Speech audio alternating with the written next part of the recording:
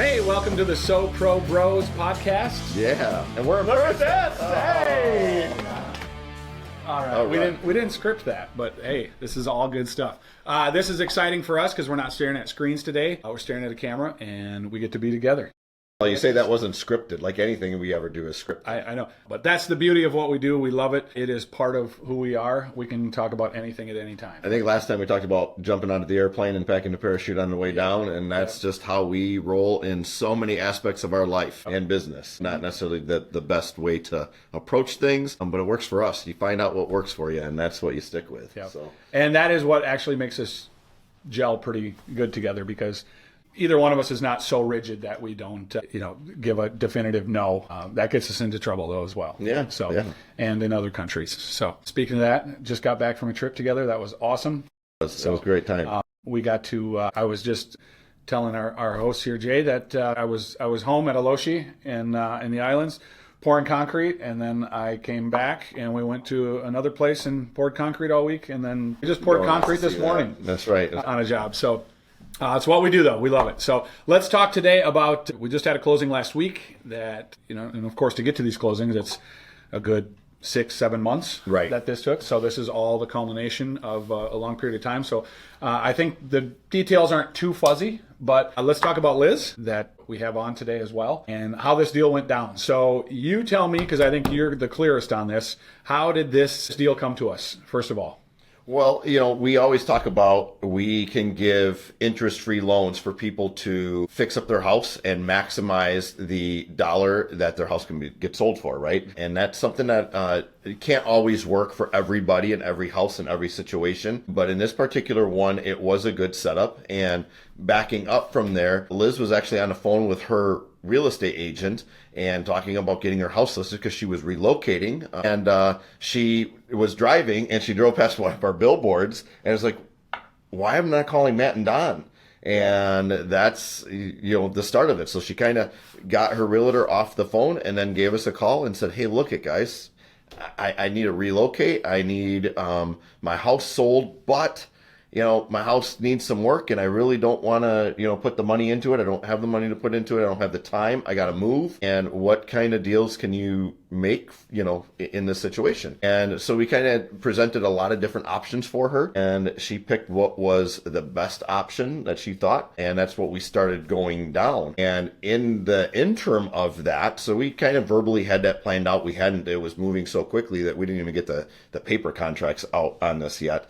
And she was having a rummage sale, and she had a guy come to her rummage sale and offer her a cash offer. Just another guy, just kind of like us. Which, hang on right here. This is a great point, because this is something that we used to teach many years ago. Going to these rummage sales is somebody is selling a house, typically, right? You're trying to. I don't know. Sometimes. Well, when you start seeing beds, everything, like, hey, right, this person is really, like, it could be. Sometimes they'll label it as an estate sale, right? And people laugh at this, but I'm telling you, maybe you got to go to 20 of them to get a deal. But it's such a great opportunity because somebody is selling everything, and you walk up and you begin that dialogue. Hey, well, what's going on? You move in and you begin that dialogue, and sure enough, perfect situation. Yeah. Only guy there.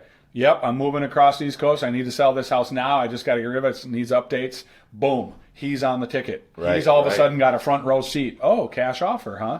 Yeah. And so she called me and said, hey, this guy's giving me a great cash offer. And it was a solid offer. It would have been more than what our cash offer was. Yep. But then in order to, make good for her and come up with the best scenario and ultimately try to get her the more money in her pocket, that's when we're like, hey, look you're moving, and what we can do for you is we can get your house completely renovated and done, and you're going to maximize that profit potential out of that. And that's what she chose, and she was able to move. And during that time frame, she still owned her house, by the way. So this wasn't a situation as where we came in and bought her house and she wasn't on the mortgage anymore. She wasn't on the deed anymore. We kept her mortgage in place. We did not buy this subject to, like a lot of people hear about. This was simply a joint venture agreement between us and her. and allowed her to maintain ownership of her house, maintain that mortgage, and all we did was we paid her monthly expenses.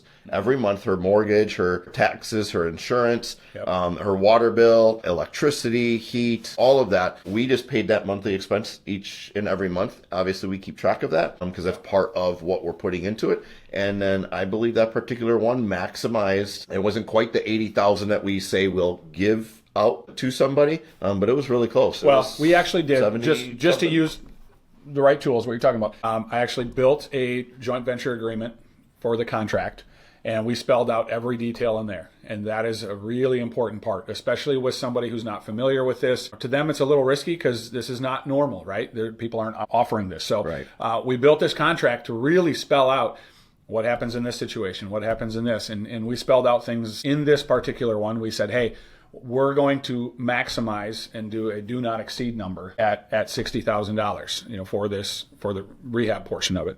And so it also talked about, we're going to pay the mortgage, and the details were there to say, hey, our admin is going to take care of this. We'll send you a receipt. And so every expense got paid, and it just got kept over on the books over here in QuickBooks. And we had a net sheet that we were also keeping track of while we were doing this. And we put a contractor in there that basically did the whole thing turnkey.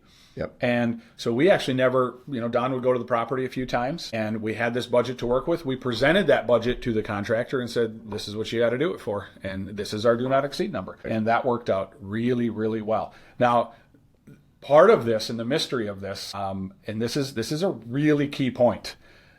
This was a great cash offer. As Don said, we wouldn't have even made this cash offer to her. It didn't fit our box, right?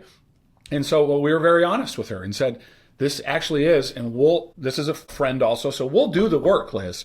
We will help you get this to the closing table. We were not, and it was in her best interest for us not to say, no, that guy, you don't know if he's going to close. You're not sure, you'd have to do background checks, see caps, whatever. No, we said, hey, we'll facilitate this transaction for you at no cost.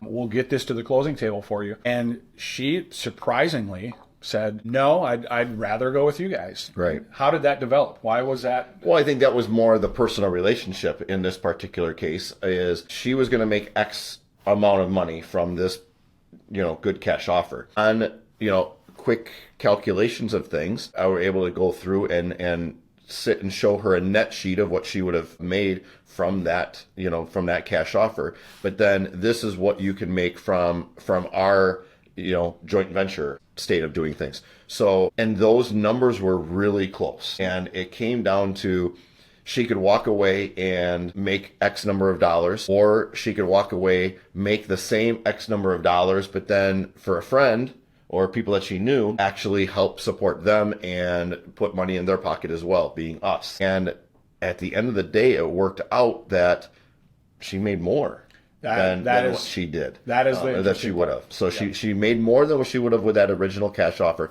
Now again, the time frame added up, significantly more than what she would have if she would have just closed with a cash offer in, a few weeks, just because we had that rehab time in there. But then I think the bigger thing is, and a lot of people don't understand this, when you get in this realm, and we've done countless, hundreds of house flips, and every time that we are dealing with somebody, people are emotionally attached to their house. Mm-hmm. And a lot of times, we deal with probate, that maybe someone had passed away and they want to see grandma's house, brought back to its glory days. Or they want to see it done in a way that, grandma always wanted to put a new kitchen in, or grandma always wanted, and that was the case in this. Liz she had high dreams and aspirations for this house and what she wanted to do with it in her time. But again, life changes. Things change, and she ended up relocating to a different state. She never actually was able to see that to a finish line. She had done some stuff, but we were able to go in and completely redo it and get it to a point that she was right. And that was not on our original scope of work, it was exterior. But we did that, bring this to a spot and a condition that she was proud of. And again, remember, she still owned the house. Right. So this was still her house that she's selling. Her name is on it. And she had that pride of, when those pictures get posted and the house is completely redone and it's staged, she has the ability to repost that and say, hey, check out my house for sale. And that's a sense of pride and home ownership that, again, a lot of people don't get to see or do. So this option of what we were, able to offer her, unlike most people, most real estate agents can't do this. Most contractors aren't going to do this. Most house investors you're combining aren't going to do this. These worlds. Right. So we are able to take every single hat that we wear and formulate a program that, again, others can't do, but we were able to do with excellence. And in the end, it worked out great for and Liz. It turned out just gorgeous. So everybody wins. And we always talk about a win-win situation. This was a win-win-win because it's Liz wins, we win, and that new homeowner wins because they get a job that's completed. But think about all the other ones. Our contractors were fed for 6 months. Right. Materials that we purchased. There's wins across the board throughout all of this. Tax base goes up. The city wins, right? Other things. But I want to point out a key factor in this because I get to, in how we run things, and especially remotely, how we do this well. I'm very involved on the contract side. I'm very involved up front, with the acquisition and moving this forward and making sure everything's on track, checking in with Don. And I'll be honest with you, and we'll talk to her about this today. I'm pretty sure she never opened any of our sheets that I sent her. I did some side-by-side comparisons. I was trying to show her, but here's what this is. Hey, it's a good deal. You should take it. But hey, here's what we'll do. And it actually, in the beginning, was less. Yeah. Okay. Yeah. So it was close. It was close. Hey, Liz, you got to wait 6 to 7 months to get this. I don't think she ever heard any of that. She kept saying over and over again, but I trust you guys. And I really think for her, it came down to, I don't know what I'm doing in this regard. This is mysterious to me. Cash offer, how do I get to a closing table? What does that mean? Am I going to get injured in this? Are there mysterious or hidden things, costs? And she just kept saying over and over, but I trust you guys. I trust you guys. And I said, Liz, get on a plane and go. You're done. And she did. She left, never came back, not even for closing. We did a remote online notary, right? So she legitimately got to do what she wanted, left it in our hands, and we would do check-ins with her once in a while, send some pictures, and then we did finally like a move the bus, big reveal. And that brought more satisfaction and joy to her than numbers. I don't honestly think she cared about the money. And that is, it's very odd when that happens because you never suspect that. People, you can tell this story over and over throughout the years of it wasn't about the money. Well, of course it's about the money. No, honestly, some people aren't focused on that. They're focused on the fact that I want to leave this in your hands because I trust you. And even if it costs me something a little bit more, it doesn't matter. I know this will get to the finish line. And in the end, to be able to come to the table and get her even more than we had originally shown her was just icing on the cake for this whole transaction. And she was absolutely thrilled, and we're going to hear about that today. But those are really the details of how this came in. And by the way, not only did it pay for our entire billboard campaigns all year, it'll pay for next year's billboard campaigns. And so just one deal alone, the return on the investment for that, you can't be scared of those big costs up front when it comes down to things like this. Billboards are expensive, but that was legitimately a call like, hey, I know those guys. Let me call you back, Mr. Realtor, Mrs. Realtor, whatever it was. I still get people still to this day commenting on our billboards. Now, we still have like 6 of them around. So our last campaign was large, and those billboards don't come down until they have somebody else to purchase that billboard space. So we have a lot of billboards. Which is why I didn't pay for a campaign for these 3 months because we got 6 up for free. So we do. We'll start in the spring. That's great. But here's the other part too with those billboards, and like Liz talks about the trust. Now that trust came because there's a relationship. Previously, we know her, right? So that obviously helped. But those billboards are there, and people see us all the time, right? And that allows us to build a little bit of reputation, a little bit. This is a prime example of that because we've had several calls where people will just say, oh, I kind of forgot about you guys and what you do until I saw the billboard, and now, oh, that's right, I should call these guys and just at least see what they have to say. Well, I think a lot of people forget. People know me as a contractor for many years. People know you as a contractor for many years. And then you shifted into the real estate investor world, and then I shifted into the real estate investor world, and then I put on become a registered, or a licensed real estate agent. And people tell me all the time, like, I forgot you're a real estate agent, or, hey, I forgot you do real estate now. I forgot you invest. And that's I think we probably need to tell people more what we do. I have a little problem with that just because I'll have to throw this out there. A realtor really is nothing more than a used house salesman. Unless if you build a new house and then you're listing it, then you're a new house. Right, but it's still that Same stigma, and we'll just throw that out there. And I still like the line. I like to stay on this side. Well, you stay on that side, and I stay on this side, and that's what makes it operate well for us. So I can still go buy us a house on the back of a napkin at the restaurant. Sign here. Here's the purchase price. It's horrible, but can. I can't. It works still. So it does, and that's what makes what our team and what we do here at SoPro Real Estate Solutions unique. I mean, again, we're able to think outside the box. We can play in the traditional real estate box, but then we can also come up with everything optioned outside of that box. And I don't even know. We don't even play with a box. Sometimes it's a sphere. Sometimes it's a star. And you know what? We are stars. We just closed. We're closing number 9. This Friday. And a lot of number 9 in 8 weeks this year. That's right. So that's fantastic. And with that, like you say, it includes a broad spectrum. We just got a call yesterday from a guy at a heating and air conditioning company that we've worked with that, hey, you find a guy, you're fixing a furnace in the middle of winter, and sure enough, he calls us there while he's fixing the furnace and says, hey, this guy needs to move to Texas and needs to sell his house fast.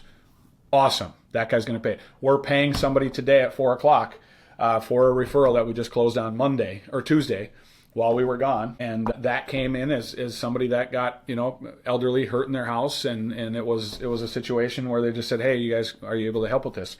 We're going to the sheriff's sale tomorrow. This was a billboard deal. So and in this market, and it's tight right now, but you have to have it wide open. You can't just have one strategy out there. We're sending mailers every day, so all of these things together bring those one-offs. They just keep coming in, and it has to stay consistent. Awesome. Well, this was great. If you guys have any questions, you can certainly get a hold of us through many means. Hit the subscribe link, and you can also give us a call, jump on our website, and we'd be happy to have you come to the Kenosha office or do a Zoom call and walk you through anything that might be tricky or you have any questions about. That's right. All right. We want houses. SoPro Bros. That's right. See you guys next time.